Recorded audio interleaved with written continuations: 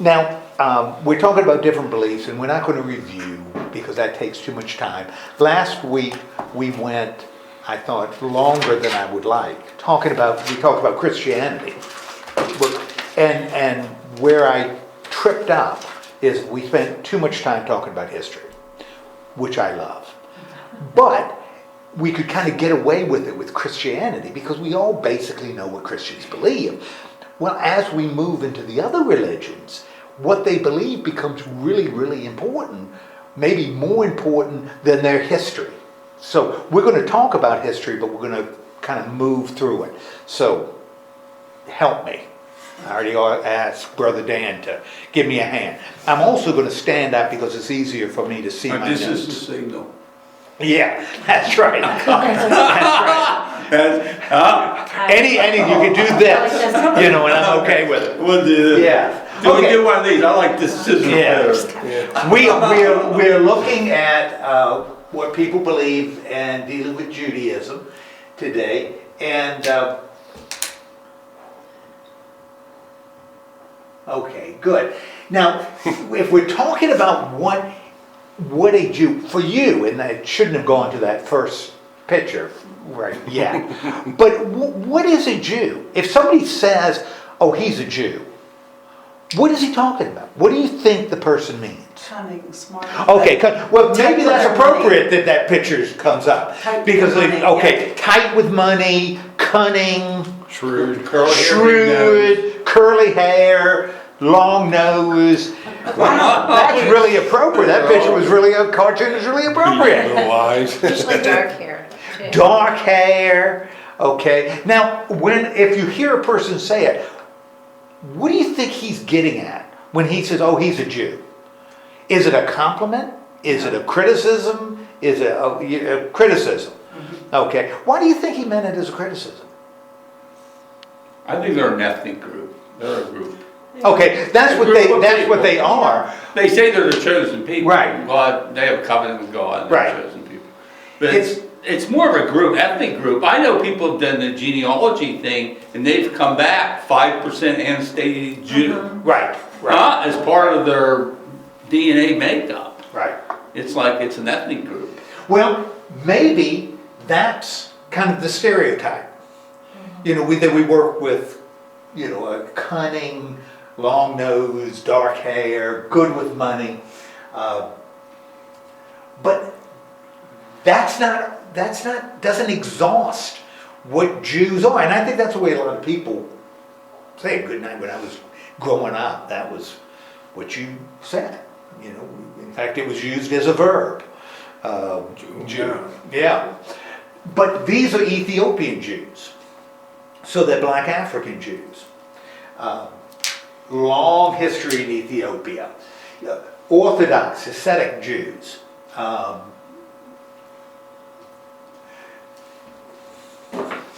Seinfeld. Jerry Seinfeld, who's a Jew. And when you ever watch Seinfeld, there was a lot of references to Judaism in the television show. So if we think about what a Jew is, it's far broader than the stereotypes that we often use. And so that's what we're going to be looking at tonight. We're going to be looking a little bit, like I said, a little bit at the history.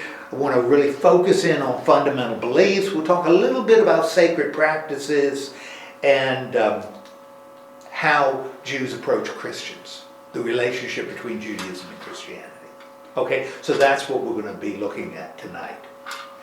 Now, if we're talking about the history of Judaism, let's talk about ancient Israel or ancient Israelites, captivity, persecution, and modern Judaism. That's how we'll break it down.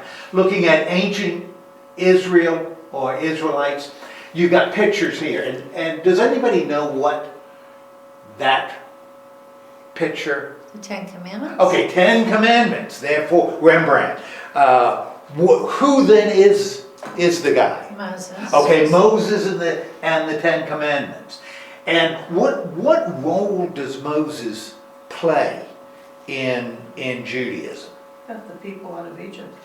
Okay, he led the people out of Egypt. That was one. And why is that so important?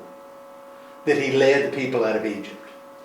Well, it was prophesied, wasn't it? Okay, we've got a prophecy. What does that mean to the Jewish people? They're the chosen, they're going the chosen land because they were the Okay, chosen people. and which And that promise goes back to before Moses, goes back to who would be the father of Judaism? Abraham. Okay, it goes back to Abraham and the patriarchs.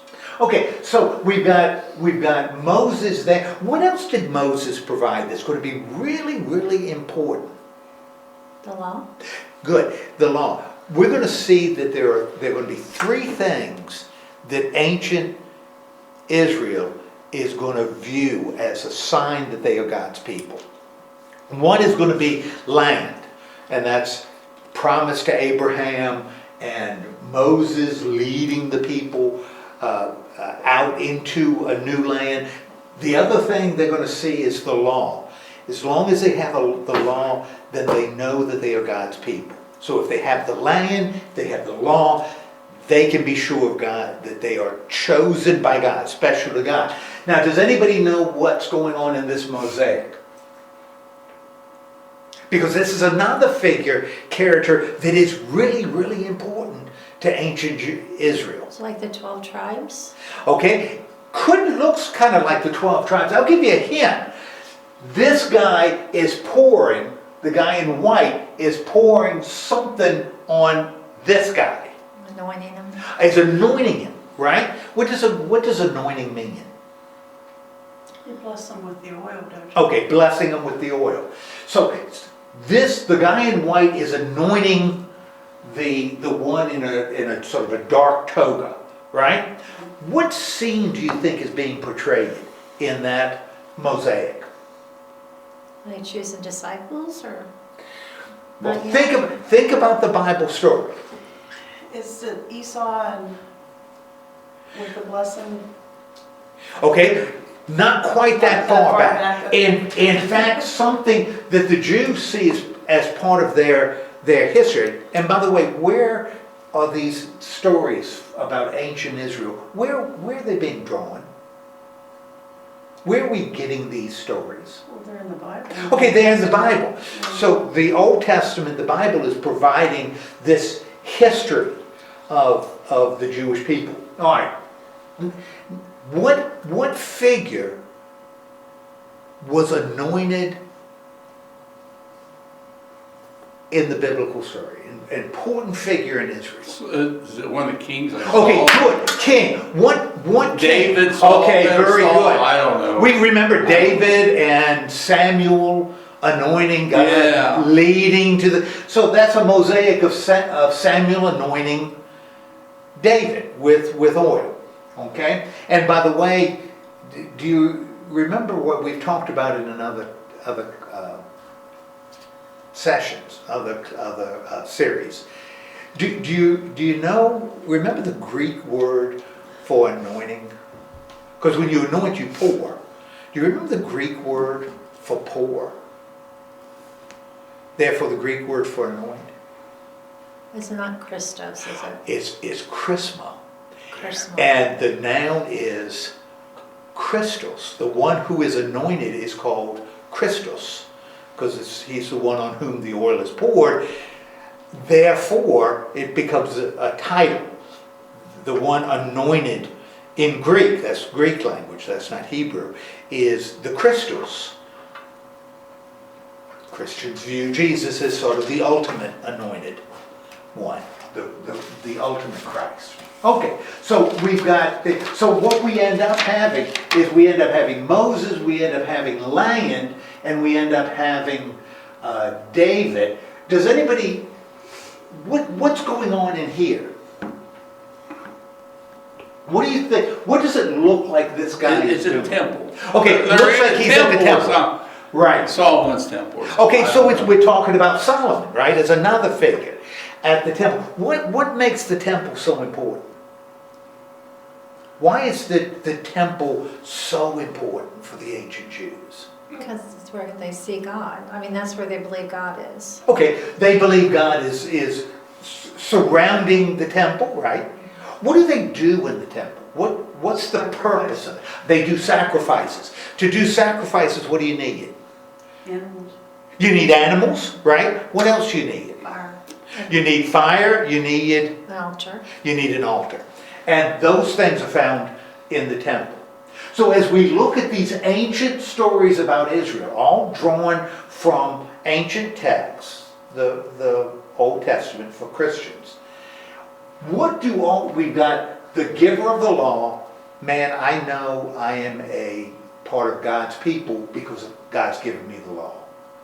We've got the land. I know I'm part of God's people because I can see the land. And I've got a king. I know I'm part of God's people because there's a king. I have the king. The three pillars on which ancient Judaism rests. What do they all have in common? For a Jew, how would an ancient Jew describe the king, the land, and the law? We're all Hebrews, I don't know. Oh, okay. How would they view all three of those things? Well, it's the promises. Okay, promise of who? By who? That God promised them the promised land for them Okay. to be able to go into in Canaan.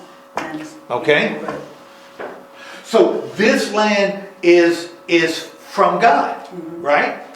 What about the law? It's from God also. From God. Moses on the mountain received the law. What about the king?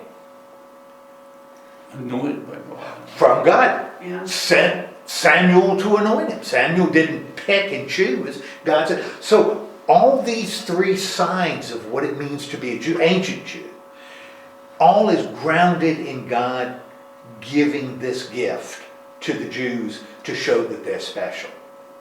Now, this is wonderful for the ancient Israelites. But this right here, them as a country in the promised land, that doesn't last forever, right? What ends up happening to the Jewish nation living in the land? What ends up occurring to them? It's a diaspora or whatever. Okay, They were diaspora. dispersed, they were captured. And Oh, they- good. The 12 tribes. And they were spread the sport, yeah. We're talking captivity. about captivity, right? Right. Now, what does it mean to be captive? Up against your will. Okay, you're taken against your will. Now, how would captivity, and if we look at the top picture, we've got the leaving the city, Jerusalem, the Babylonian captivity, the Babylonians take the city, cart them away. The Romans tear down the temple. Alexander the Great, we have that great Greek Empire controls the land. Here, crusaders, Christian crusaders, do what to Jews? Kill them. Kill them. Because crusaders didn't care. They killed Muslims, they killed Jews. Didn't really matter, they weren't Christian. If you weren't a Christian, crusaders didn't like you very much. All right, so now, what impact would captivity have on a people? Now, this is a people that saw themselves as God's chosen, right? What is captivity going to do for these people who see themselves as God's people? They turn within themselves, within their community. Okay. And they stay together, they hang together to Okay. survive. Okay. It's a matter of survival. All right. And we're going to survive as a group, so we need to, I don't know. Okay. So being a captive in another place, They have to leave that, they have to leave the promised land, and they Right. dispersed That's throughout right. the world. Italy They and dispersed. Spain and other places. Okay. Again, they had to live within themselves. They set up secluded communities, and that's where they're kind of misunderstood. Why would the Jews in particular do that? Other people become captive, they get spread around. That's what happened in the ancient world a lot. That's why you don't have Hittites anymore. They did. Because they were conquered and spread out. They didn't assimilate. Yeah, The culture, right. they kept their original beliefs and Right. passed them on. Their heritage, they didn't assimilate or adjust. Why? I think you're right. Why didn't the Jews, based on what we've talked about, why didn't the Jews assimilate? Why didn't they become Persian? Why didn't they become Babylonian? Why didn't they become Greek and Latin and Byzantine and Christian? Why didn't they assimilate in the culture? Instead of spreading out and just sort of dispersing and becoming, like in America, people talk about, I hear that a lot. You know, people coming to America need to do what? Be American. Become American. You know? Why are they speaking Spanish? Speak English like a good American, right? Why are they dressing like that? Dress like American. Assimilate. The Jews didn't. Why wouldn't they? Why wouldn't the Jews assimilate? Because they felt chosen. Because they felt chosen. You know. They're special. Now remember we had, and this is going to be really important, and I mentioned it because it's going to have a lot to do with the beliefs. Remember I said when we were looking at the ancient Israelites, Right. that there were 3 pillars on which ancient Judaism rested. 3 signs that they were God's people. What were those 3 signs? Law, land, and king. Law, land, and king. Now, when they're going into captivity, what happens to the land? It's taken from. It's taken from them, right? So they can't look at the land and say, promised land. I'm living in the land. I must be God's people. The land is gone. What happens to the king? Gone, right? You know, you don't have a king anymore. It's really interesting when you look at the prophets. Some of them, they really want a king, you know, even after the captivity. The Persians set up a descendant of David as governor of their province. And man, you got Nahum that's saying, this is the new king. You know, he's the one. He's coming back. And he just disappears. Zerubbabel. He just disappears in history. So you don't have a king, you don't have land. So what becomes the only sign that you are God's people? The law. The law becomes the only sign that you are God's people. And so part of this becoming inward is preserving that specialness. To preserve that specialness, you got to do what? You got to follow the law. Because when you give that law up, then, Nothing. what's that? You don't have anything. You don't have anything. You don't have anything. And so the way they can preserve the law is to become inwardly focused. Inwardly focused. Okay, so we've got captivity. Is captivity good? Generally not good. But for the Jews, it becomes even worse. Because we're not talking just about captivity. What's the bottom one there underneath? It's a mosaic. It's the sign of the zodiac. Okay. And what that kind of, I included that because in spite of this captivity, and this is Jewish, in spite of this captivity, the Jews are still preserving their identity. You know, they still see themselves as a distinct people. They're not part of the culture in which they find themselves. They're different, they're special. Unfortunately, not only do you have captivity, you have persecutions. And a lot of different persecutions. Picture of the ghetto in Rome. Ghetto kind of, what is a ghetto? Poor place.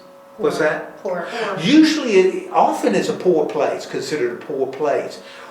What makes a ghetto a ghetto?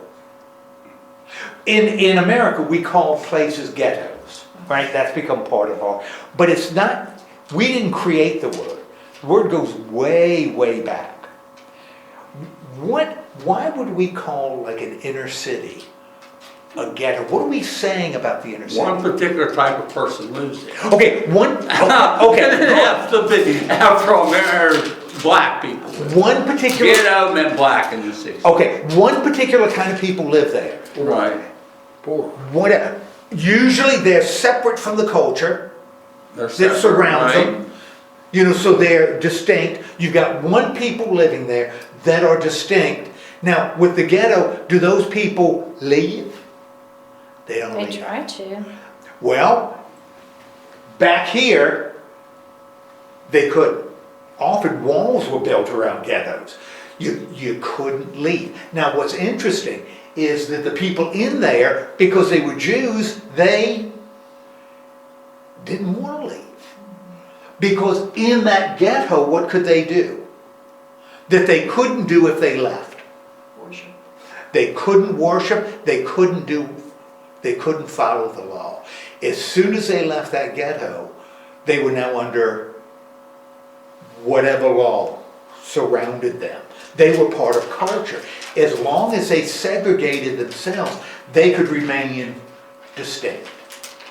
Now, if you're segregating yourself, if you're choosing to be distinct in this little enclave, how are you going to be viewed by the people that are living around you? Poor and uneducated. Okay, you're going to be viewed as poor, maybe poor. You're going to be viewed as uneducated. Why would you be viewed as uneducated?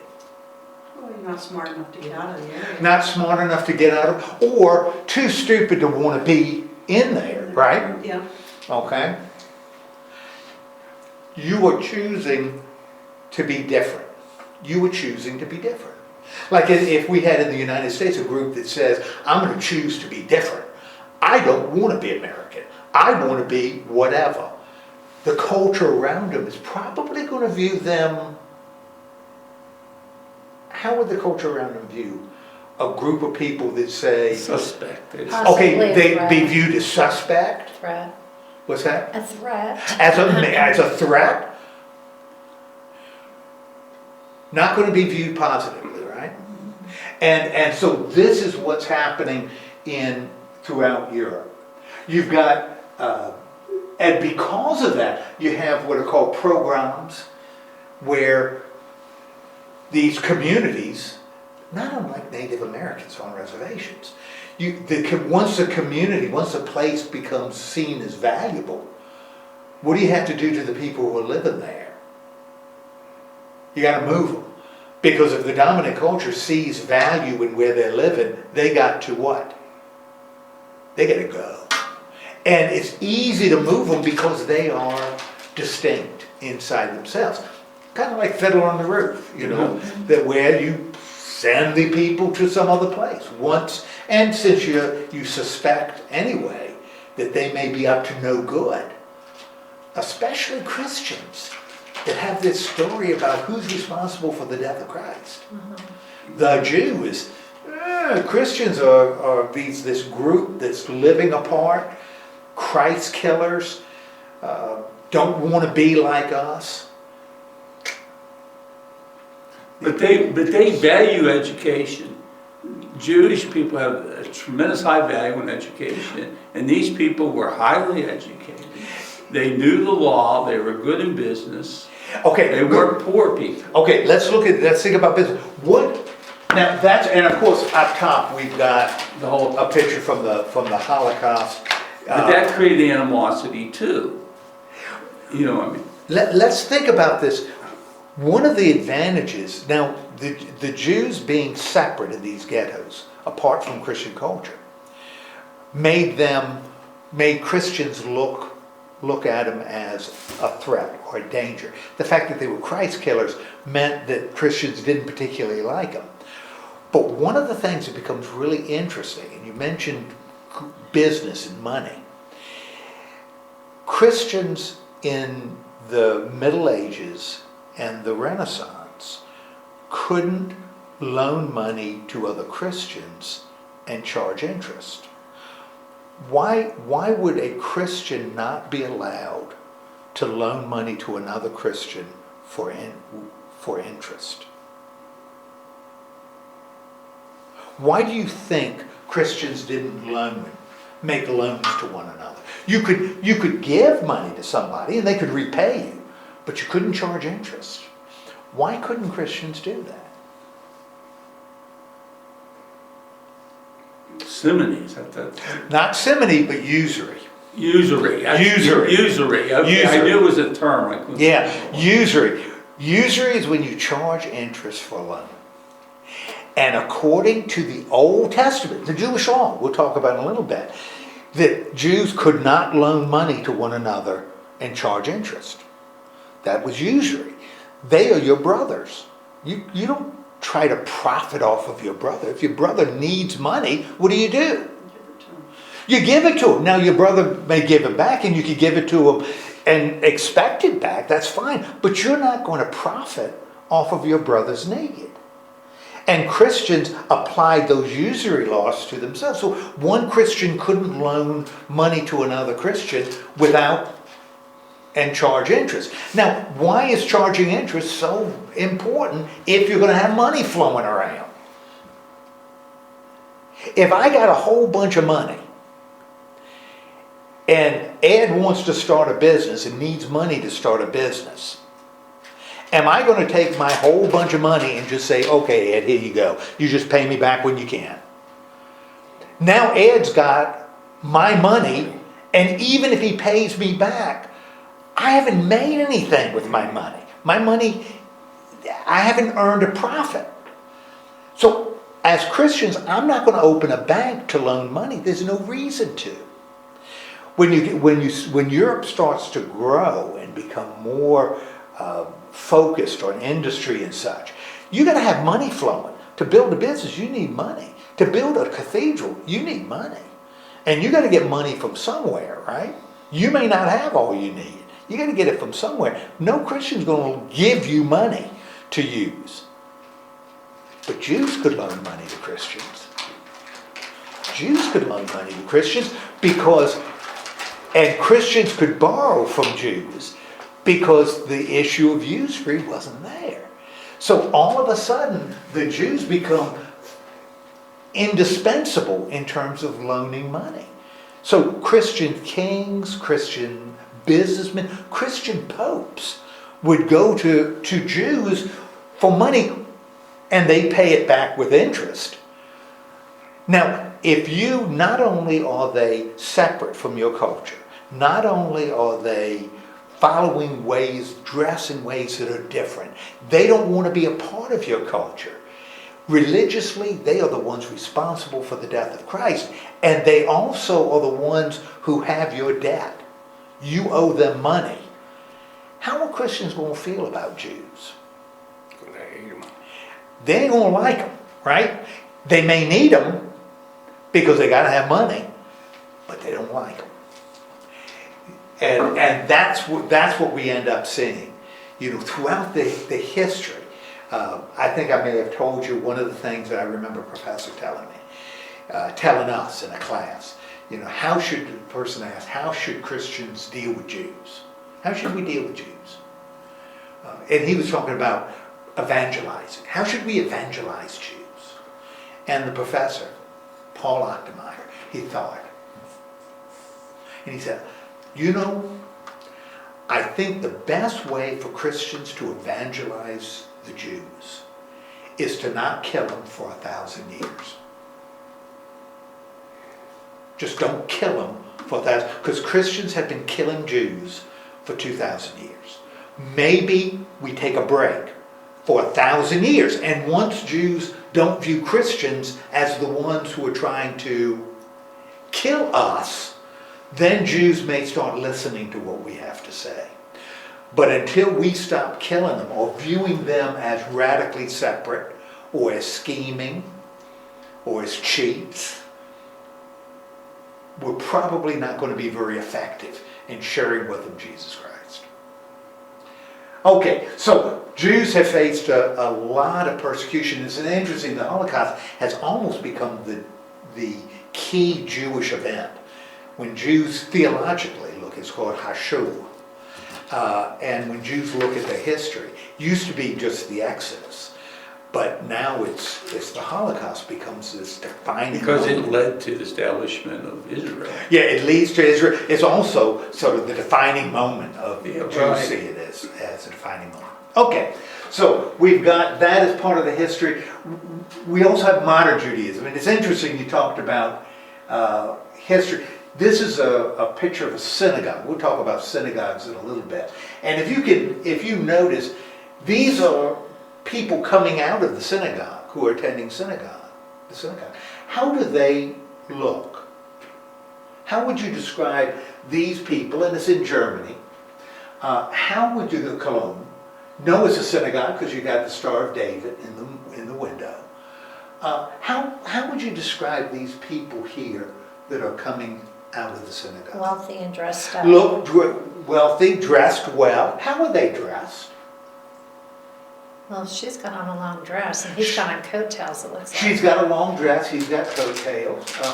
Who wore long dresses and coattails? The affluent. Huh? The affluent. The affluent did. Royalty, maybe. Maybe royalty. Maybe so. Business people. Yeah, Uh-huh. like, you know, what I'm trying to say. Captains and Yeah. colonels and. So if this couple right here was standing, and they're Jewish, right? We're standing next to a Gentile couple, same economic position, same society, how could you tell them apart? You can't. You couldn't tell them apart. You know how you tell them apart? Because they would go to church on Saturday. They would go, yeah, they Just go, would that's go right. on Sunday. And that rose window there, I would have never guessed that was a synagogue. Uh-huh. See that rose window in the front? That's a Gothic thing. You're I would have never thought that was a. Star of David, right in the middle. Is that a Star David? Uh-huh. I don't see that. But you know something? If you look at it, structurally it looks like a church, right? And the stain does, looks like a church. Which tells you what? And the people going to the synagogue look like their neighbors, right? What does that tell you about what's happening to Judaism like in the 19th century? At least in Western Europe. They're hard to decipher. It's hard to separate. Assimilating in so many ways. These guys don't live in a ghetto, right? They go to work on Monday. They have jobs. And of course, so we have this assimilation. That's what made the Holocaust so complicated and hard for so many Jews. Because in Germany particularly, they had assimilated into the German culture. Lord have mercy, you had them serving in World War I. You had them, generals in the army were captains of industry, were Jews. They were marrying Gentiles.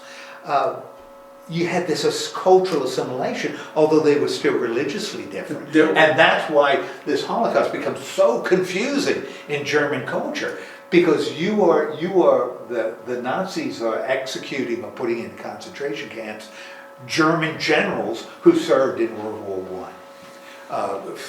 Fought for Germany, gave their lives for Germany. And they're in concentration camps because the Nazis see them as totally separate. Some countries in Europe did not cooperate with the Germans, like the Hungarian Jews. They wouldn't turn their Jews over. Right. And then the Netherlands, Yeah, and the in France, Italians, they had a different view, but because of assimilation, particularly now. right, you're talking about assimilation. Yeah. Now, what's happening here, which becomes, again, really important for Jews, the establishment of State of Israel. the State of Israel. They established in 1948 the establishment of the State of Israel. Now, why does that become so important in Jewish history? The establishment of the State of Israel. That gives you have the law, now you have the king and the land. Well, that's really interesting. How does this State of Israel, and that's what it is. And they had to That's what it's fight called, for it. State of Well, Israel. yeah. How does that relate to ancient Israel? It was prophesized, wasn't it? Really kind of interesting. As they establish this state of Israel, and we're talking about the people who establish it, not us on the outside, they say this is not the rebirth of ancient Israel. That's not what's happening here. So they don't connect what they're doing. They see themselves as forming a secular state made of Jews. And that's why the citizens of the state of Israel don't call themselves Israelites like you see in the Bible, right? They call themselves Israelis because they don't see themselves as the rebirth of the kingdom of Israel. They're the state of Israel. So it's very interesting, the relationship between the political state they establish and the ancient state. So they don't see it as a king, as they restored. As they prospered in the 19th century, 18th and 19th century, Zionism, there's a big Yes, Zionism. They actually started buying land. absolutely. And there was a movement Right. to give back. And they accumulated it, ended up in 1948. Right. But up until that, there was a Zionist movement. Absolutely. And they were buying land and trying to get back legitimately. You know what I mean? And Israel wasn't the only place they were looking. It's really interesting. The Nazis had in their mind a place to send the Jews. And it wasn't Israel. Because initially the Nazis didn't want to kill Jews. They just wanted the Jews gone. They just wanted the Jews out. And their plan was to ship Jews to, and it's wild, to ship Jews to Madagascar in Africa. That was going to be the Jewish state. They would give this island off the coast of Africa to the Jewish people. That would be the Jewish land.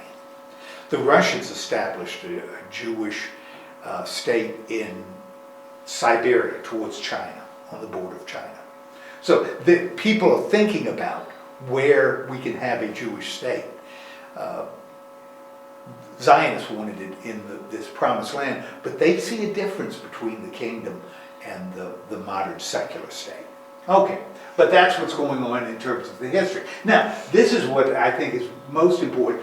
Now, if you notice each one of these slides, I've given a picture, right? There's a picture. We're talking about fundamental beliefs. God is at the center. I don't have a picture. Why don't I have a picture of God? Last week when we did Christianity, I had a picture, right? Is it because it'd be considered like an idol? Yes. Idolatry is a big deal in Judaism. And so you don't represent God in any kind of physical form. In fact, they take it so seriously that right here are the 3 letters, Hebrew letters, that represent the name for God. Now, the word God in Hebrew is El. That's the word for God. But God's name, the distinct God of the Jewish people, is represented in those 4 letters. Now, what's interesting is the Jewish language initially was like the Egyptian cuneiform in Mesopotamia.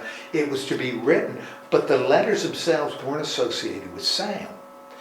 And therefore, it wasn't meant to be read out loud. It was meant to be recognized. Therefore, it's not affiliated with sounds. And so the Jewish script just has consonants. That's all you've got is consonants. Now, you can't pronounce a word with just consonants. What do you need to pronounce a word? A vowel. You gotta have vowels somewhere. Even Polish names have a vowel every now and then. You gotta have a vowel to pronounce it. And so what the Jews did with their consonant words is they put underneath them little dots and dashes. And those are called vowel points. And they're the vowel sounds that would enable you to pronounce the Jewish words. So you have a Jewish word with little dots and dashes under it. If you look at, a Jewish newspaper or my Jewish Bible in my office, that's what you'd see, with the exception of one word. And that's the name for God.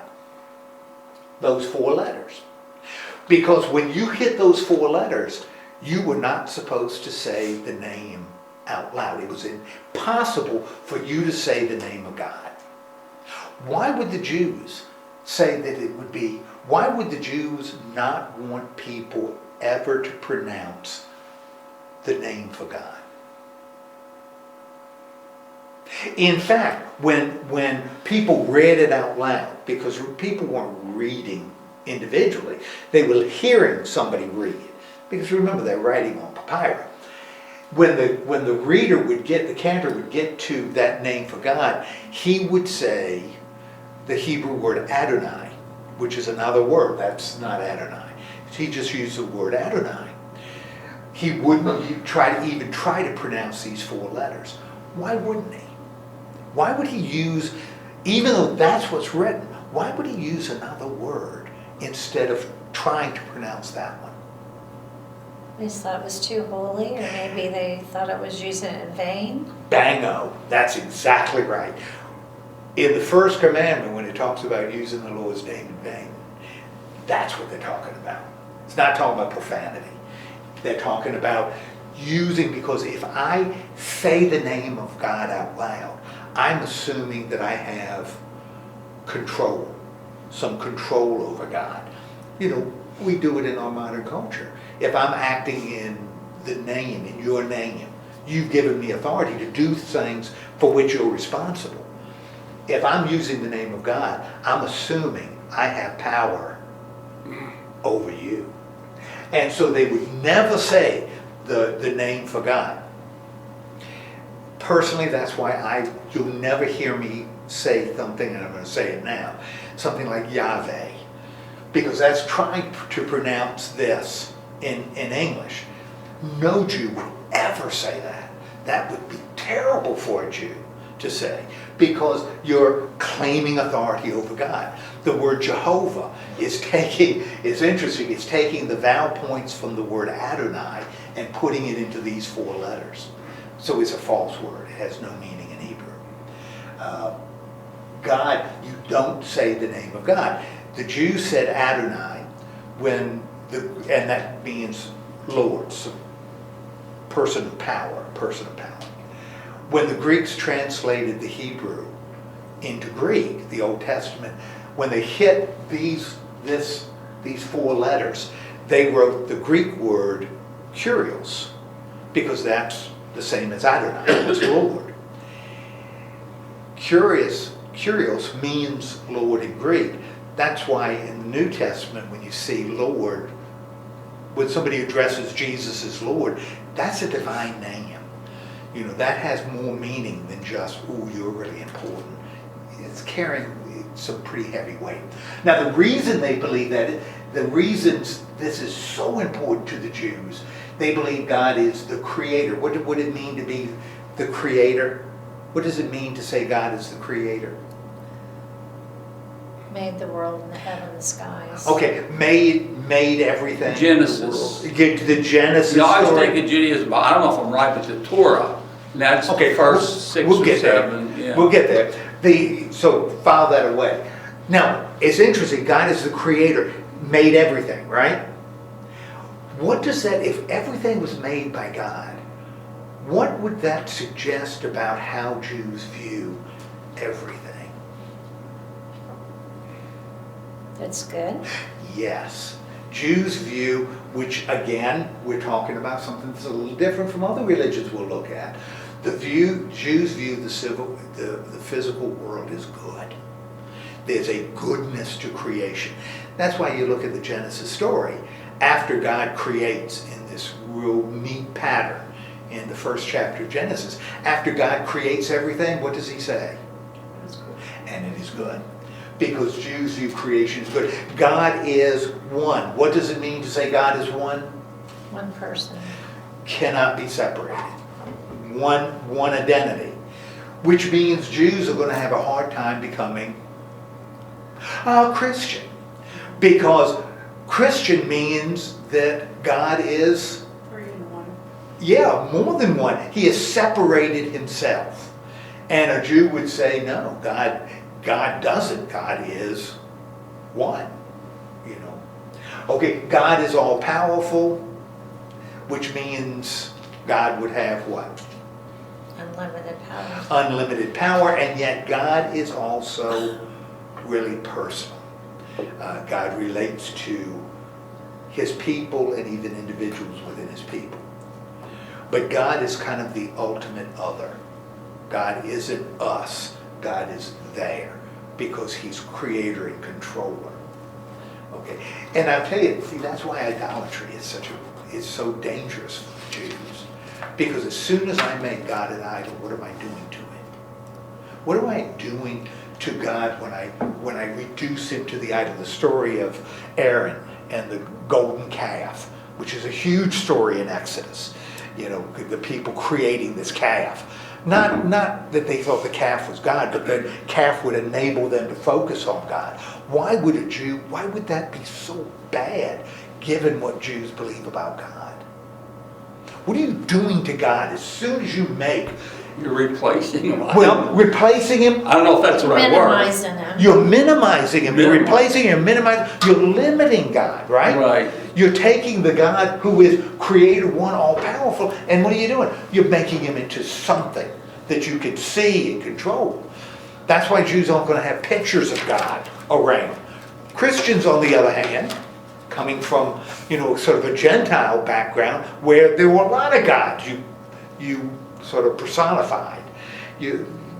We were less concerned about making pictures of God, but Jews were. That becomes idolatry. Okay, if you talk about fundamental beliefs, the Tanakh and the Talmud,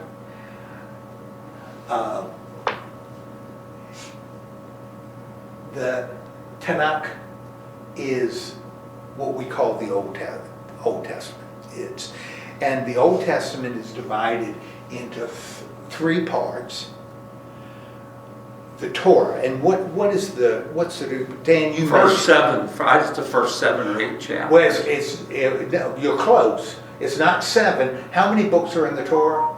I love 7. 5, I thought. Okay, it's 5 books. You got 5 books in the Torah, and what does Torah? So it would be what books? What would be Genesis, Just Exodus, Leviticus, Numbers, Deuteronomy. It's the Torah. Now, what's in the Torah that becomes really important for the Jews?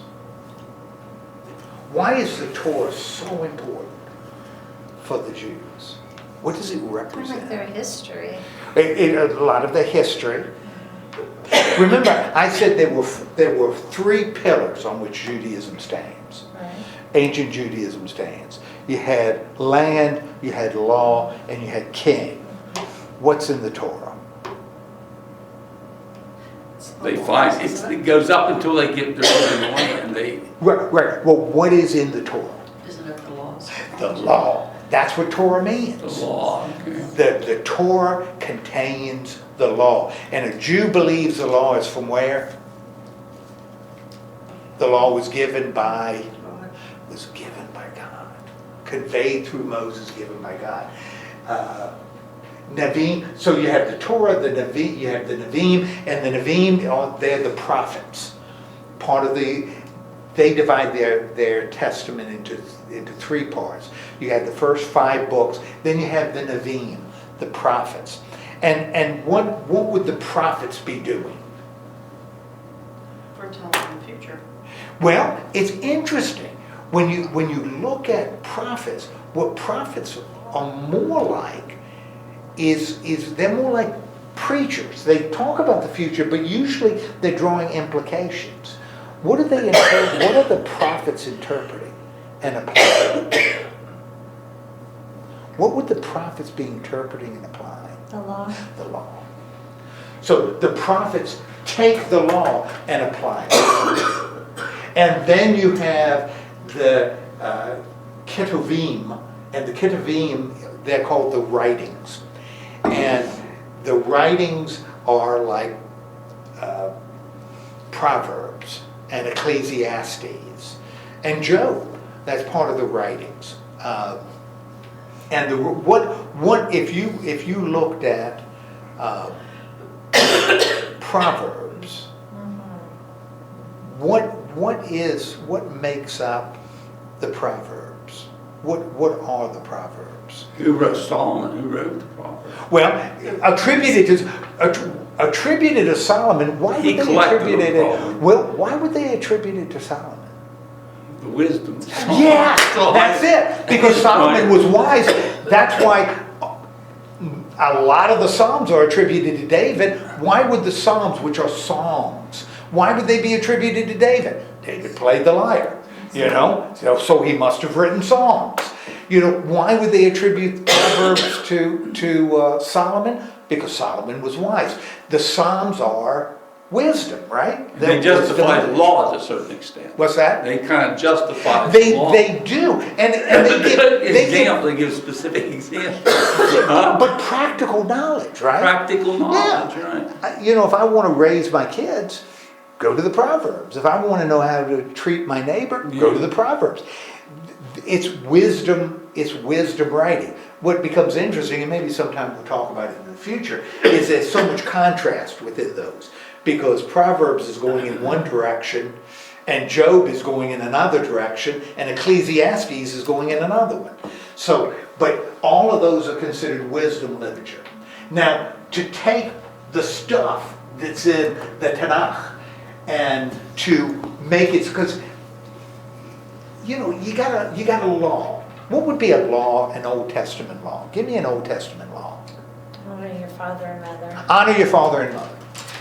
Old Testament law, right? Right, clear. Honor your father and mother. They don't eat. What's that? They have, Okay, they have dietary restrictions. hold- Does that go back to ancient times? Hold on that for just a minute. Let's honor your father and mother. How do you do that? How do you honor your father and mother? By reading Proverbs. Do what? By reading Proverbs. By reading Proverbs. How do you Saying honor? yes, mom, how- yes, dad. How do you honor? How do you honor your mother? If you're going to follow the law, I want to honor my father and mother. It's in the law. I need to know what What it means. how to do it. So, what do you think it means to honor your father and mother? Show them respect. Show them respect. What does that mean? It Don't means backtalk.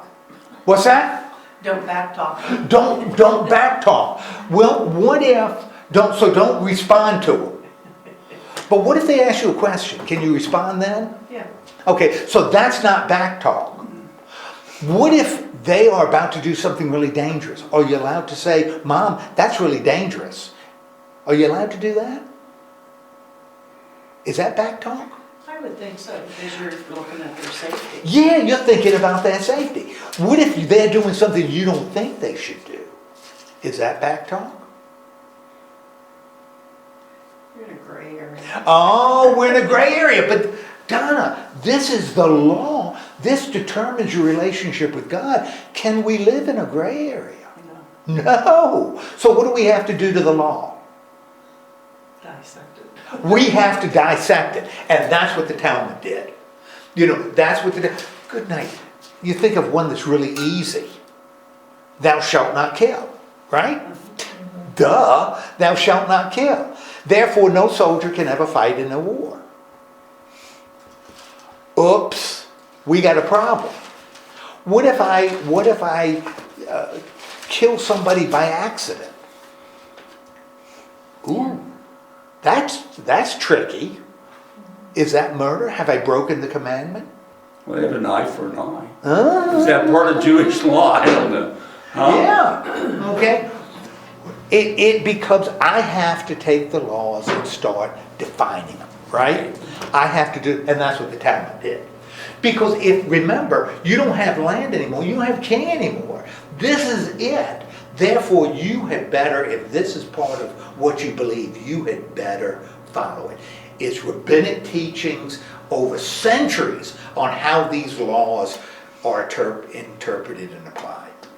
Okay, sacred writings. God's relationship with humanity. Really important. And this is a scroll of the Tanakh. Jews believe that the human being, and I've mentioned this before in groups, that the body and soul are united. Now, what does it mean to say the body and soul are united? Can't be separated. You can't separate body and soul. You can't have a body walking around without a soul. There are no zombies for Jews. Jews don't have zombies. You can't have a body without a soul. It also means you can't have what? You can't have a body without a soul. Can't have a soul without a body. You can't have a soul without a body. Oops. That's a problem, right? Because Christians, we believe what happens when we die. Our soul. Our soul leaves our body and goes up to be with God. That means the soul and body are separate. Is that why they bury before sundown? I'll have to think about that. I'm not sure. But Jews don't believe that either one can have an independent existence by themselves. Therefore, if you're going to have any kind of life after death, it's got to be body and soul. It's like a day of judgment or something. That's why Somewhere in the future where everybody rises up. rises up. That's what the resurrection is really important in Judaism. That there's a resurrection of the dead. And since Jesus was a Jew, Paul was a Jew, John was a Jew, that's why for Christians the resurrection's a big deal. Later for Greek Christians it becomes awkward because the Greeks believed that bodies and souls could exist without one another, and therefore souls escape bodies. And so you really don't need a resurrection. But for the Jews it's absolutely essential. They don't cremate either, do they? The Jews, I don't know the Jews do cremate. I don't know that they cremate. I don't know. But because the body's really important. God rewards and punishes based on what? Take a gander on how. I know that. Adam and Eve. Well, He threw them out of the garden. okay. They disobeyed his rule. Okay. The law. They tossed them. Yes! God rewards and punishes based on whether you're following the law or not. Now, Dana, we were talking about that earlier today. We need to remember that when Jesus said, when the scribe comes to Jesus and says, which is the most important law? Jesus says, what? Love your neighbor. Love God and love neighbor, right?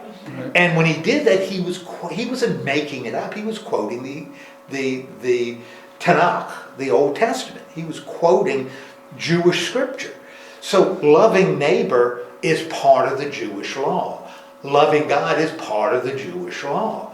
In fact, Jesus would say it's the entirety. It's the kind of the key to interpret everything else. Okay, so God would reward how well you loved your neighbor. He punishes too. And punishes, yeah, absolutely. Well, That we have punishment. He punishes people. You bet. Okay, afterlife, I got a question mark with afterlife, because different Jews believe different things with the afterlife.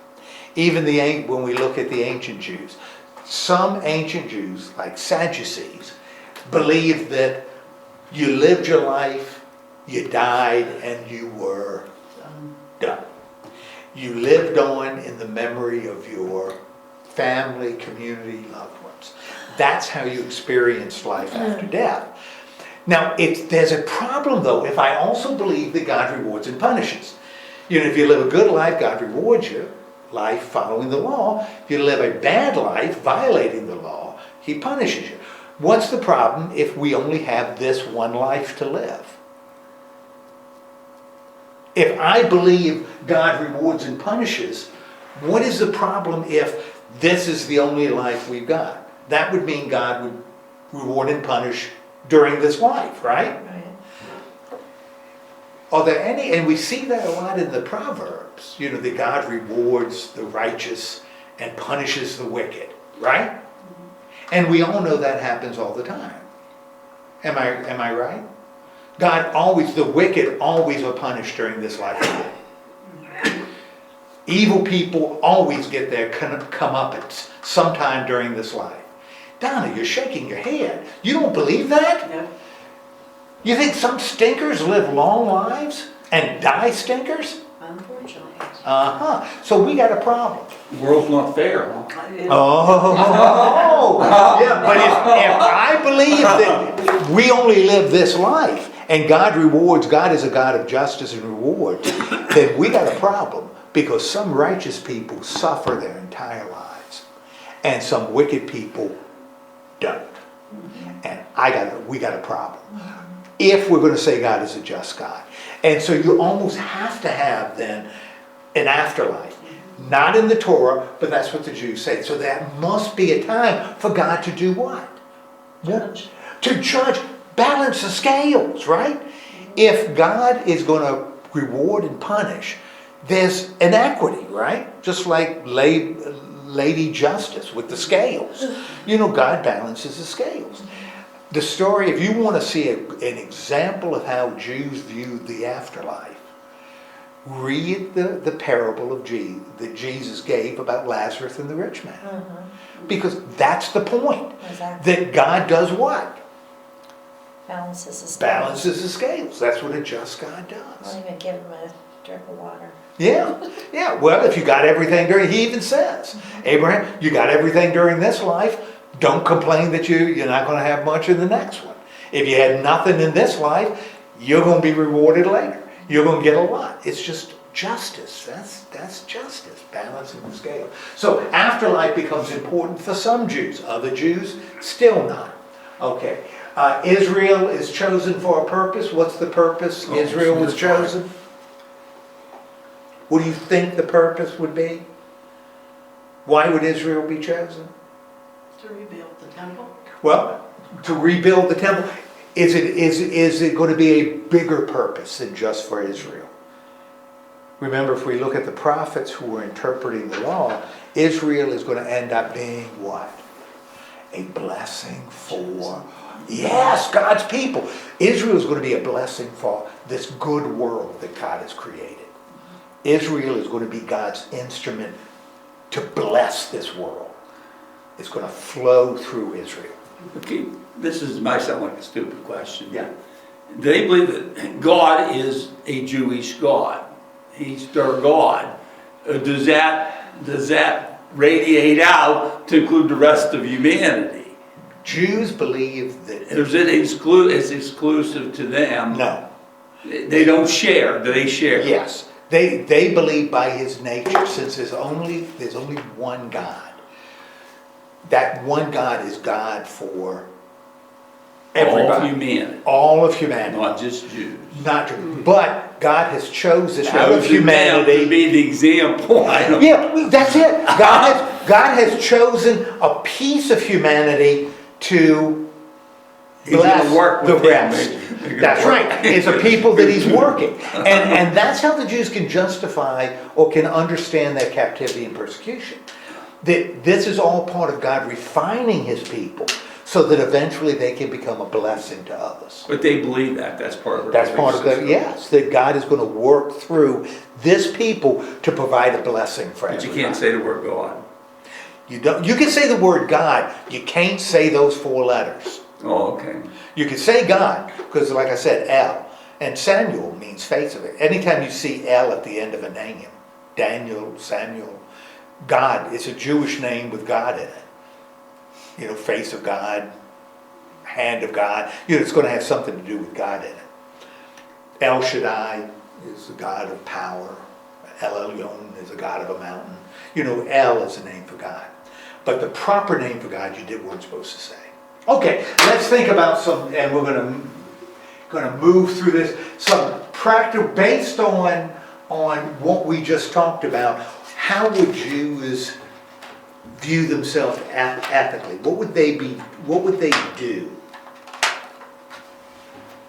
What would be their ethic? What would guide their behavior? The law. Okay, the law is going to guide their behavior, going to guide their ethics. Prayers become really important. Why would prayers be important for Jews? It's our direct communication. And remember, God is other. For the Jews, God is unlike them. God isn't one of them. They would never say, what a friend we have. We think, what a friend we have in Jesus. which is appropriate because Jesus became incarnate. He was with us. A Jew would never say, oh, God is my friend. God is other. God is creator. God is all powerful. God is one. God sustains us. God doesn't chum around with us. God leads us, but he doesn't become one of us. So prayers, how do I communicate to that God? Prayers become really important. Religious clothing become. Now, why would some clothing become distinctively associated with Jews? And by the way, what's that called? Skull cap. Yeah, well, a skull cap. Yarmulke. Yarmulke is a good Yiddish word. Kippah is in Hebrew. But a skull cap. Why would they wear a skull cap? Why would that be really important? To show their mark. Yeah, okay, it becomes a mark of identity. And remember, one of the things the Jews, they are God's people. Therefore, how do I separate myself from the world around me? I can separate myself by what I wear. I can change. What else does a skull cap do? You know, it's really interesting if you've ever watched Fiddler on the Roof. In Fiddler on the Roof, men are always wearing what? What do men always wear? They always wear hats. Their heads are always covered. Why would covering your head be so important based on what Jews believe? Keeping their spirit and their body together. We're keeping the spirit and body, also representing that separation between themselves and God.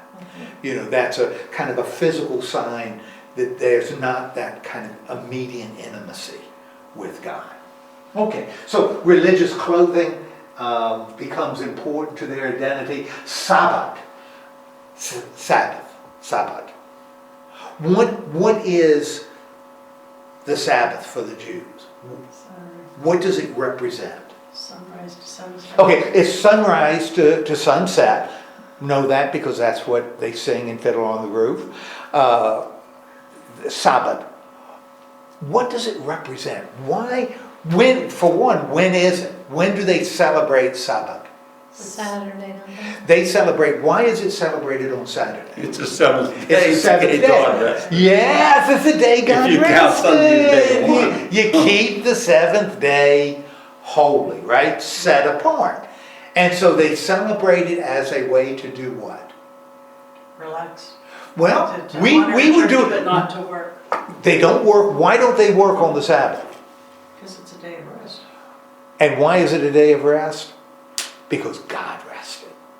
This is a way to identify with God. You know, and God said, you gotta keep the Sabbath holy, separated from other days. So the Sabbath is a big, big deal for the Jews. Okay. Now, Jews have some what are called pilgrimage festivals. Now, what does pilgrimage mean? What does it mean to be on a pilgrimage? Go to Disneyland. Okay, some people yeah, a young family goes to Gotta go to Disneyland. gotta go to Disneyland. You Right? visit for religious Yeah, purpose, you're you know. going to The a place- Muslims go to Mecca. Go to Mecca. So And then they go to Jerusalem, I don't know. okay, The Wailing Wall, what's the Wailing Okay, Wall? good. An outing. It's where would Jews go on their pilgrimage? They would go to Temple of Rock and. they would go to Jerusalem, right? Yeah. And Wailing Wall. What's the What is it? I don't know what that is. What is the Wailing Wall? Does I have no anybody know idea. what the Is Wailing that part of the Solomon's temple? You put your prayers on paper and Okay. you push it in the Okay, cracks. so it's a holy place. This So is the way to that you can communicate. God. You said, is it Solomon's temple? No, it is not Solomon's temple.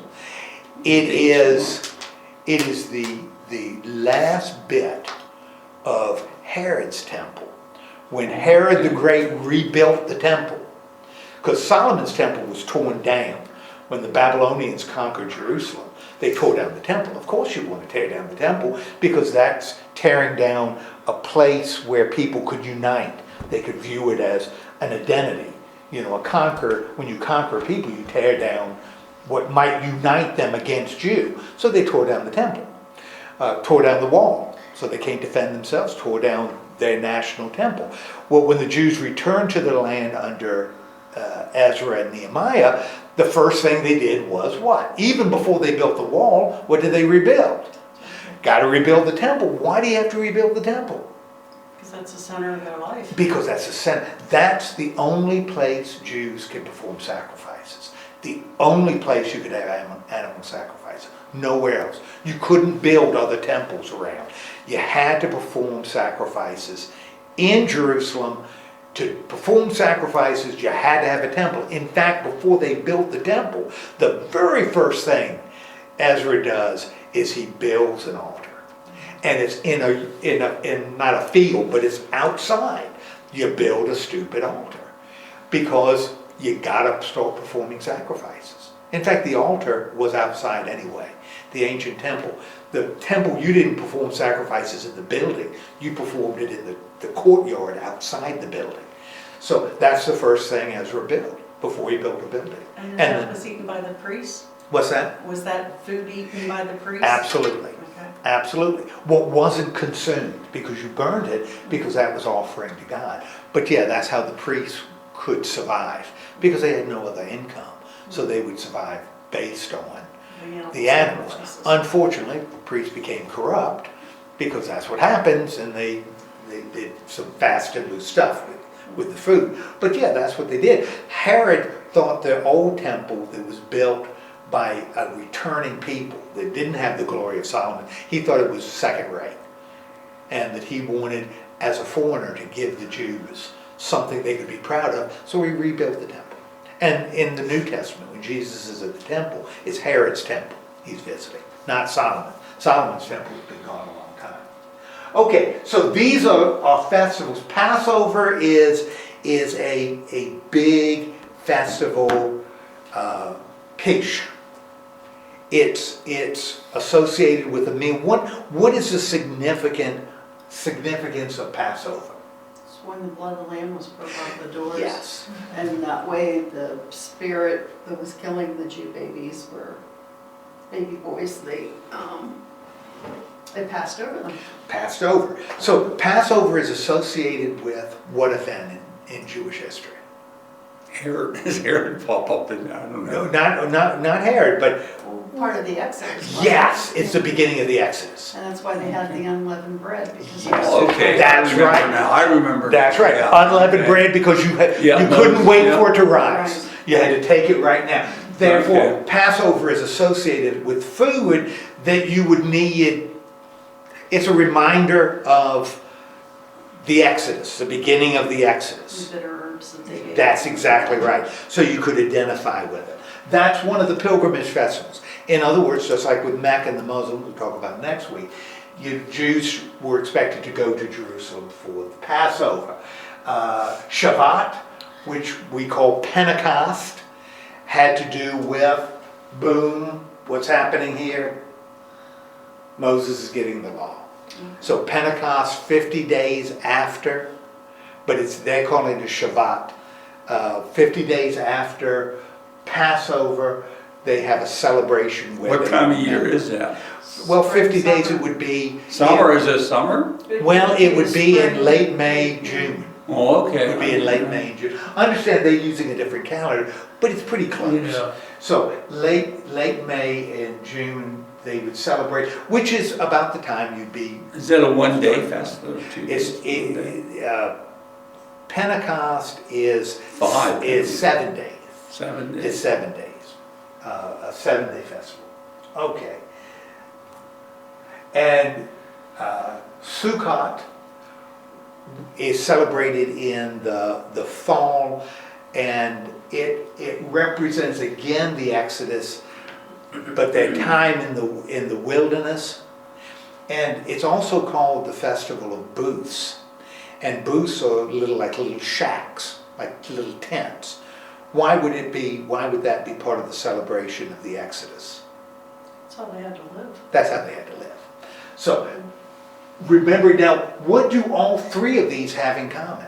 If we've got the Exodus, leaving Egypt, we receiving the law, the traveling through the wilderness. What do these three pilgrimage festivals They're have all to do? historical events. What's that? They're all historical events. All historical events in the Yeah. Jewish tradition, right?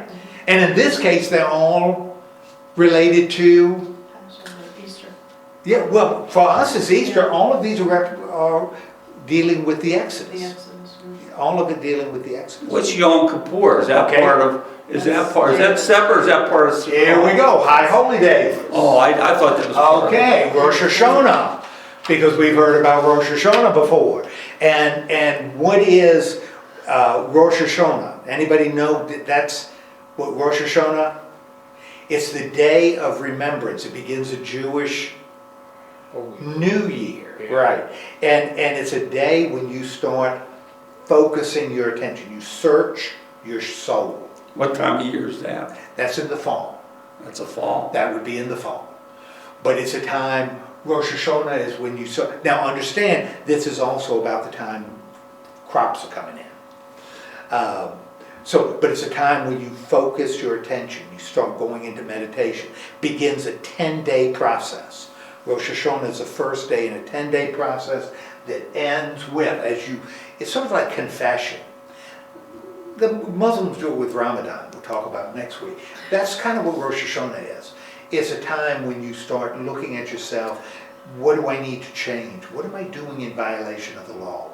How do I want my life to be different? And it culminates in Yom Kippur. And Yom Kippur is the highest holy day. Passover is not. Yom Kippur is. Because Yom Kippur, after going through Rosh Hashanah, all this soul searching, confession, prayer, meditation, on Yom Kippur, that's the day, Isn't that forgiveness? that's it, atonement. When the relationship that was broken has been restored. What During exactly the do you time do? between Rosh Hashanah and Yom Kippur, you're praying, you're fasting, you're taking your life seriously, you're really working at it. Man, Yom Kippur, that ends because you're receiving the forgiveness that God offers. I watched a jazz singer this week. So. Oh, did you? So that's why. Do they do it in their homes or they go to the temple for, Well, I mean, it accumulates in what? Certain foods or? Part of it, this isn't so much a food festival. In fact, it's a lot of denial in it, because what you're doing is you're trying to come in contact with yourself and sort of putting yourself back in relationship with God for all that you've done during the year. It's a time of sacrifice, a time of seriousness. Now, understand, you don't have temples anymore. Even though sometimes Jewish places of worship are called temple, they really aren't. Because temples are for sacrifices. They're called synagogues. That's right, synagogues. And synagogue in Greek, synagoges, means gathering place. That's what it means. And so you might go to the synagogue. Why would you go to the synagogue? Be closer to God. Be closer to God. Hearing God's word. Place of prayer, meditation, focus. Yom Kippur, boom, you've received forgiveness. Highest of the high holy days. 1965, Sandy Koufax, who was in won 30 games, would not start the first game of the World Series. And that was controversial. You bet. Huh? You bet. And because it was Yom Kippur. Yes, He sir. refused to do it. That's exactly right. Because that is the day. That's the day. And in fact, if he did it, he'd be violating the law Right. that he tried to get himself in touch with during the period between Rosh Hashanah and Yom Kippur. Hanukkah, festival of lights, someplace time close to Christmas. It represents, it's a celebration of liberation that was done for the Jewish people under the Maccabees. The Greeks, after Alexander's gone, controls the Palestine. They want the Jews to assimilate into Greek culture, which means accepting other gods. They don't have to worship them, they just have to accept them. And the Jews under the Maccabees, and they were priests, said no, rebelled against the Greek emperors and won their independence. And the legend was that they had lit this menorah, these candles, and the lights never went out. Oil for it. Yes, during the rebellion. And so it becomes a festival of lights, celebration of liberation. So is a festival in the fall, sometime in September, October, called Purim. Now, all of these also have associations with harvest. Like Pentecost is associated with the spring harvest. Purim would be the fall. And Purim recognizes, remembers what Esther, Queen Esther, did in the Persian Empire when the Jews were about to be persecuted, saved Mordecai from Haman and saved her people. So that's a big celebration. And since it's also the harvest, you're celebrating with good food and all that kind of jazz. Okay, so these are holy days, celebrations. Synagogue worship, synagogues, is a gathering place. Why would you go to synagogue? We just said, To be learn. closer and to learn Yeah. about God. Yeah, okay. So that becomes important to Jews. And dietary laws. Now, out there, when dietary laws came up, two pictures.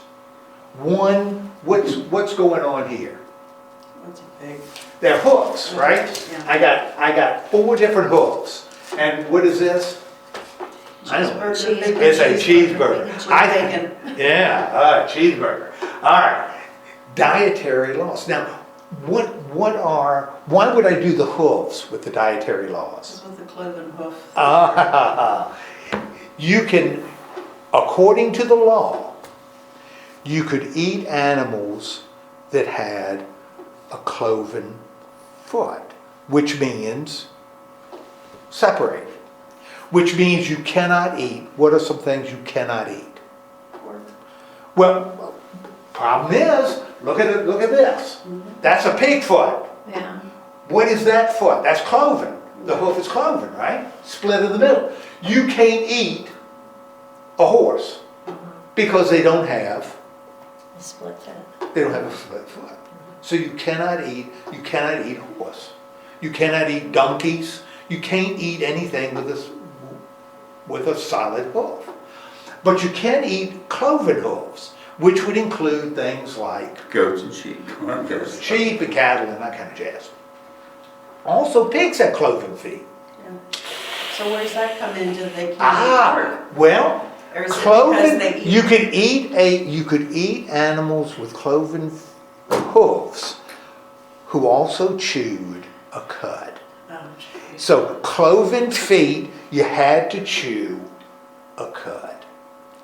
Therefore, you couldn't eat pigs because even though they had a cloven hoof, they didn't chew a cud. You couldn't eat camels even though they chewed a cud because they didn't have a cloven foot. And horses were off because they didn't do either one. Jewish dietary law. Why would I do a hamburger? One, we got what? Bacon, which comes from a pig that has a cloven foot but doesn't chew a cud. You also have another problem. Even if you took the bacon off, you couldn't eat that. A Jew wouldn't eat that. A Jew will not eat a cheeseburger. I didn't know that. Yeah, a Jew would not eat a cheeseburger. In fact, there was all kinds of tension when McDonald's opened that first restaurant in Israel because they brought their American menu, which included cheeseburgers, and that violates Jewish law. Why? Because you cannot eat a goat, a kid, that's been cooked in his mother's milk. The Jews believe you have to separate meat from dairy. You can't combine meat and dairy in the same food. That takes that religion out of life. You have to separate it. So you can't have cheese. They can't eat Italian because you got meat and cheese. You got milk by meat violates kosher rules. Kosher means what? That's just, Kosher It means just- in conformity with the Jewish law. Now, there's a lot of other things. You can't eat. kosher food, it has to be prayed over by a rabbi. Well, yeah, you also have to, the blood has to be drained. Oh, Because the okay. Jews believe that the blood possesses life. And you can't eat meat with blood in it. You can't eat So meat it's because that's prepared life. differently, it's butchered differently. Well, it's butchered differently. And I'll tell you, it's really interesting. So kosher food has to be, you can't eat shellfish. There's a lot of things you can't eat. But even the animals with cloven feet that chew cuds, they have to be killed in a certain way because you can't consume blood because blood has life. And you can't consume the life of something else. So the blood has to be drained. And it's two things really are kind of interesting as Christians.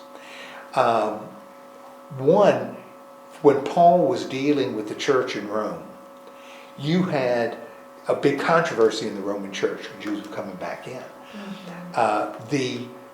There were Jews, Paul, he says this in the 12th chapter, about vegetarians, 14th chapter, that you had people who were vegetarians who were judging meat eaters. And you had meat eaters that were sort of laughing at the vegetarians. And the reason they were vegetarians, they were Jewish Christians. Because if you're living in the city of Rome and you wanted to eat meat, you had to buy it from, odds are it's going to come from a Roman butcher. And a Roman butcher is not going to drain the blood, is not going to kill the animal in conformity to the Jewish law. So the only way you could be sure you're not breaking the law is to what? Eat vegetables. You don't eat meat, you don't have to worry about how the animal was slaughtered. Is that why whenever you butcher a cow, you let it hang for 10 days before? That's part of making it kosher, but it's even more elaborate than that. That's why so much of the food, a lot of the food that Jews eat is cured because the blood is out of it. You know, they dealt with the blood. And that's a big deal for the Jews. The blood has life. So it's got to be slaughtered. So that was a controversy in the ancient church. Jewish Christians who thought Gentile Christians were disgusting because they were eating meat that hadn't been butchered correctly, and Gentiles thought the Jews were nuts because they only ate vegetables. They wouldn't have a steak because they were keeping kosher. What's maybe even more interesting is if you look at the 14th chapter of Acts, after the big controversy in the church, the church council came up with 4 rules. It had to do with circumcision. And the Gentiles didn't have to become circumcised after they became Christians. They said the Gentiles didn't need to be circumcised, but they had to follow 4 laws. Law 1 had to do with general morality. You couldn't be immoral. It was just general moral issues. Law 2, you couldn't eat meat sacrificed to idols. Rule 3, you couldn't eat carrion, meat that had died. You couldn't eat carrion. And the last one is you couldn't eat meat with blood in it. Which meant, according to Acts 14, and everybody agreed on it, including Paul. According to Acts 14, Christians were supposed to keep kosher. They were supposed to eat meat that had been drained of the blood, and we don't do it. But then Paul said we didn't need to do it. So you have a little tension within Scripture itself. Okay, life events. You talked about real fast circumcision. That's what circumcision is, a sign of the promise. Bat mitzvah, bar mitzvah, and bat mitzvah. One is for boys, bar is for boys, bat is for girls.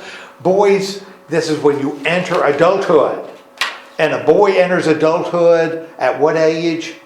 12, 14, I don't know. 13. 13. Right in the middle. Boy enters adulthood when he reaches 13. Bat mitzvah girls reach adulthood when they are 12. Oh. 12. Because according to the Talmud, girls are Mature quicker. mature quicker. And also, according to the Talmud, girls are smarter than boys. They mature faster. They become more aware faster. It also has to do with the responsibilities of adulthood.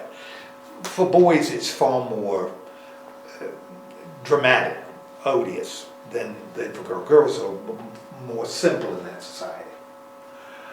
And marriage, of course, and the Shiva. And have you ever heard the word Shiva? It's a Hindu word. You do that when Huh? you get cold. What's that? You do that when you get cold. You shiver. Shiva. Yeah, that's what we do. Shiver. That's when you live on the East Coast. Yeah. You don't Shiver's the female shiver, you version, shiver. and shiver is the Uh, male. Yeah. Shiva is the period after a person dies. Mourning okay. period. Person dies 7 days. There's a period of mourning after the person is, after he passes. So it's 7 days of mourning. So, Right. 7 days of intense mourning. Okay. Any questions? What's a rabbi? Now, I know rabbis and priests, what role do they serve? I mean, we used to call Jesus, they called him the rabbi. Right. Teacher. That's what a rabbi is. Rabbi is teacher.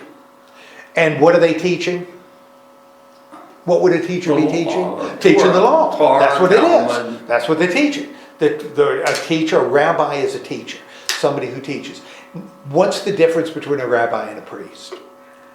What does a priest do? Priest does one thing. Priest has one job. communicate with God. Does that be Okay, behind the? yeah, how is he doing that? How is he communicating with God? He goes into the Holy of Holies. What does he do? What does a priest do that only a priest can do? And in fact, in the Roman Catholic Church, I'll tell you, Roman Catholics believe they're priests. There's a reason they call their clergy priests.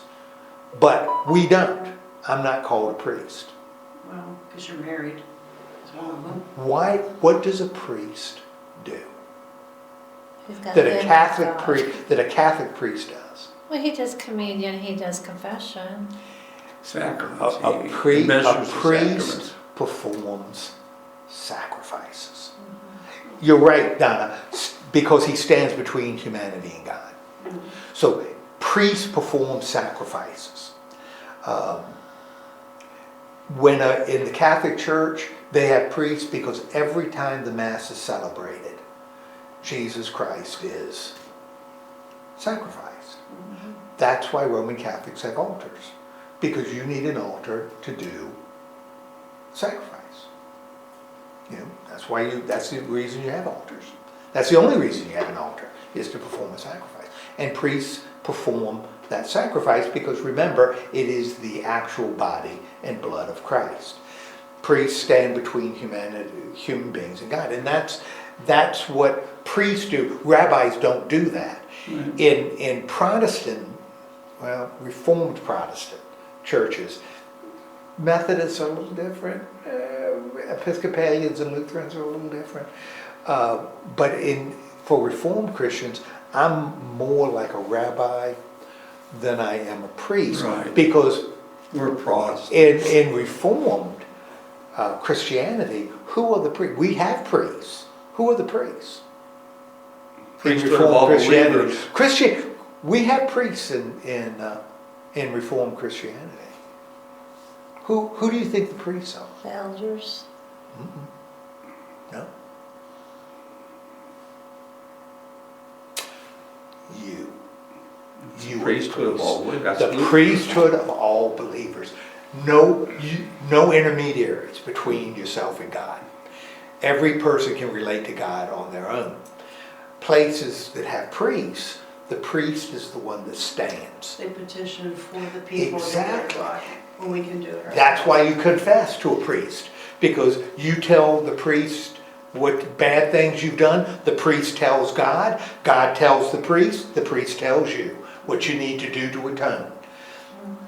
That would be a Calvin's- bad job, wouldn't it? What's that? I said that wouldn't be a bad job. We don't have atonement, that's what's nice about it. Well, think Get all about the tea done. But you get all that news, you know. Yeah. Yeah. Any other questions? I have one. If Okay. I go on to synagogue on Saturday, I probably wants Yeah. to leave, but what would the ceremony be like? They just sit there, don't they? I mean, they sing and they read Well, there's and they maybe pray, but how much does you get engaged? if know,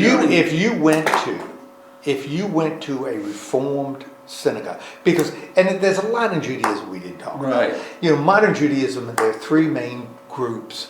You've got Orthodox, Conservative, and Reformed. Right. And if you went to a Reformed synagogue, it would look like a Protestant worship service. Really? Do they have? It would feel like a Protestant. Now they're not talking about Jesus. They're going to sing hymns. But they're going to sing songs. They're going to have reading. But there's always the cantor. They go, what's the cantor? The cantor is one that reads the. Well, reading Sings. the word, reading Reading the word. Right. But you're going to see the rabbi is going to do a sermon, exposition on the law.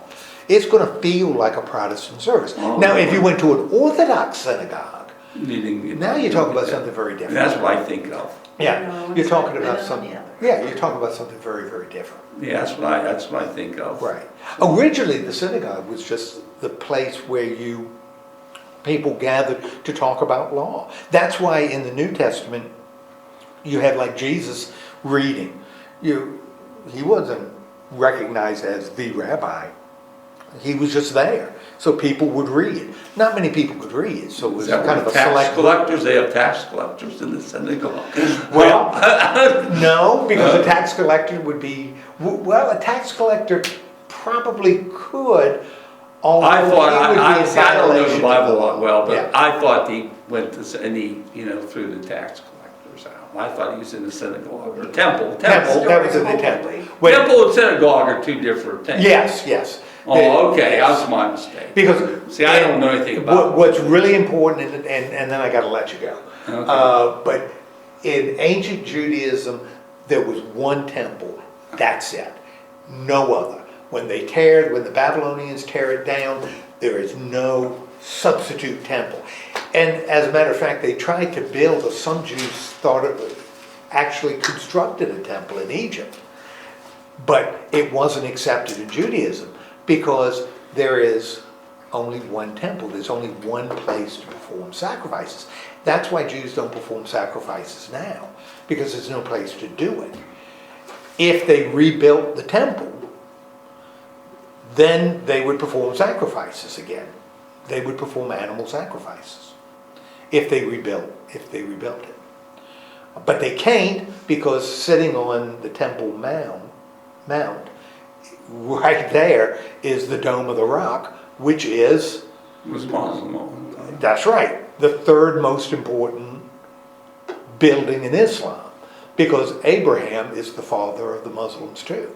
So boom, right there is a mosque. They'd have to tear the mosque down to rebuild the temple. Yeah, boy. But we'll talk about it next week. Any other questions? Like I said, I wanted to be shorter, and it ended up being longer, and I apologize. Let me know what I can cut to fit in. I'm sorry, dear. You're fine. You're Yeah. fine. Okay, well, let's have a word of prayer. And then we go home. Lord God, thank you so much for giving us this time together. Help us to at least appreciate the logic that's within Judaism. Help us to do that in the name of Christ. Amen. Next week we'll talk about Islam. Next time we'll talk about Islam. I don't know of a movie I can watch.